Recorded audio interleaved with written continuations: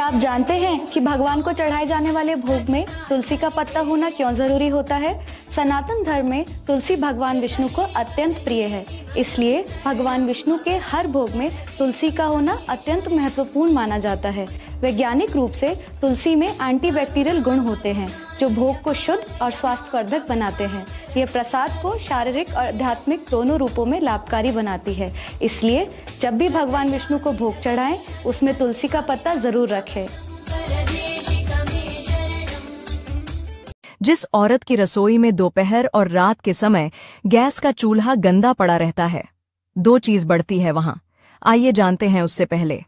हे माता लक्ष्मी, आपसे प्रार्थना है कि जो भी व्यक्ति इस वीडियो को लाइक सब्सक्राइब करे और कमेंट में अपने नाम का पहला अक्षर लिखे, उसकी मनोकामना 1 महीने में पूरी कर देना। माना जाता है कि गैस का चूल्हा रसोई घर का बहुत मुख्य माना जाता है।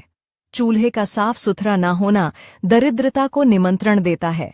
खासकर घर की स्त्री को दोपहर के वक्त और रात्रि में सोने से पहले चूल्हे को गंदा नहीं छोड़ना चाहिए। ऐसा करने से अन्नपूर्णा देवी नाराज होती है और घर में गरीबी आती है।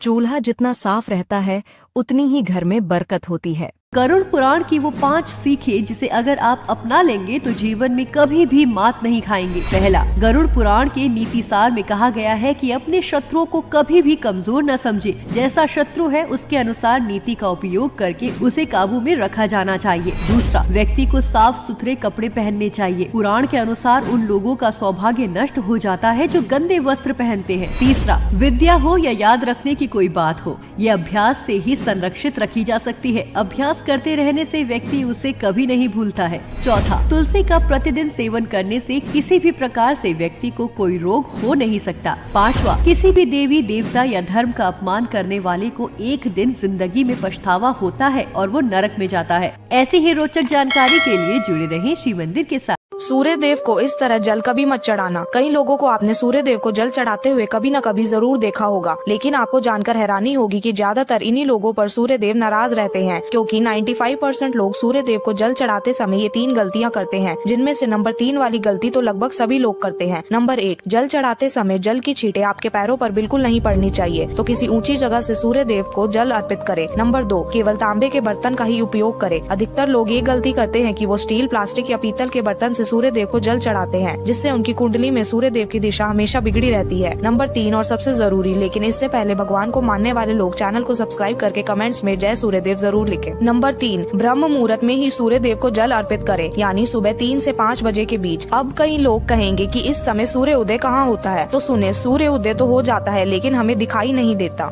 लड्डू गोपाल के प्रसन्न होने पर भाग्यशाली लोगों को मिलते हैं ये संकेत। नंबर 1, लड्डू गोपाल जब प्रसन्न होते हैं तो इसका सबसे पहले संकेत तुलसी के माध्यम से मिलता है। आपके घर में लगा तुलसी का पौधा अपेक्षा से ज्यादा ही तेजी से बढ़ने लगेगा। नंबर 2, अगर किसी व्यक्ति को सपने में लड्डू गोपाल पालने में झूलते हुए दिखे तो इसका अर्थ है कि उसे किसी बड़े कार्य में सफलता मिलने वाली है। नंबर 3, लड्डू गोपाल अगर आपसे प्रसन्न है तो आपको हर पल उनके पास होने का आभास होना शुरू हो जाएगा। इसके अलावा जब भी आपका मन परेशान होगा तो आपको बांसुरी की धुन बजती हुई महसूस होगी। नंबर 4, अगर आपके घर में कहीं से अचानक मोर पंख आ गिरे या आपको अचानक ही मोर के दर्शन हो जाएं, तो यह एक संकेत है कि लड्डू गोपाल हर कदम पर आपके साथ हैं। दोस्तों, जाते जाते हमारे प्यारे लड्डू गोपाल के लिए चैनल को सब्सक्राइब करके जय श्री कृष्ण जरूर। औरत की इस गलती के कारण भोजन में बार बार बाल निकलने लगते हैं, जो बनते हैं गरीबी का कारण।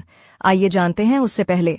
हे माता लक्ष्मी, आपसे प्रार्थना है कि जो भी व्यक्ति इस वीडियो को लाइक सब्सक्राइब करे और कमेंट में अपने नाम का पहला अक्षर लिखे, उसकी मनोकामना 1 महीने में पूरी कर देना।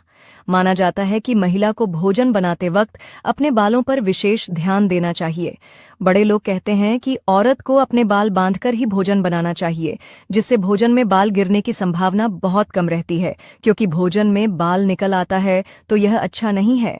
कुछ तौर पर यह महिलाओं के कारण भी हो जाता है, इसीलिए महिलाओं को बाल बांधकर ही भोजन बनाना चाहिए। जो महिलाएं चावल के डिब्बे में रखती हैं ये एक चीज, वो रातों रात माला माल हो जाती है। जी हाँ दोस्तों, चलो जानते हैं चावल के डिब्बे में क्या रखना चाहिए। लेकिन इससे पहले आप सभी से अनुरोध है कि वीडियो को लाइक करके चैनल को सब्सक्राइब अवश्य करें। घर में बरकत नहीं हो रही है, पैसों की तंगी हो रही है, तो अपने रसोई घर में यह कुछ उपाय करें। नंबर 1, किचन में किसी भी तरह सूर्य के प्रकाश की व्यवस्था जरूर करें। नंबर 2, अगर किचन गलत कोने में हो तो किचन का रंग हल्का पीला या नारंगी रखें। नंबर 3, रसोई की चारों दीवारों पर लाल रंग का स्वास्तिक बनाएं। नंबर 4, चावल के ढेर में एक चांदी का सिक्का जरूर रखें।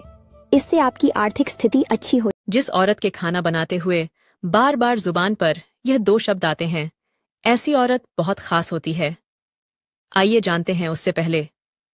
हे माता लक्ष्मी, आपसे प्रार्थना है कि जो भी व्यक्ति इस वीडियो को लाइक सब्सक्राइब करे और कमेंट में अपने नाम का पहला अक्षर लिखे, उसकी मनोकामना 1 महीने में पूरी कर देना। नंबर 1 है जी, महिला की जुबान पर खाना बनाते हुए बार बार उसके इष्टदेव का नाम आता है या इष्टदेव का भजन आता है, तो ऐसी औरत बहुत खास है और भाग्यवान है। और दूसरा है जी, औरत के खाना बनाते हुए जुबान पर अपने माता पिता का नाम आता है, तो ऐसी औरत बहुत खास होती है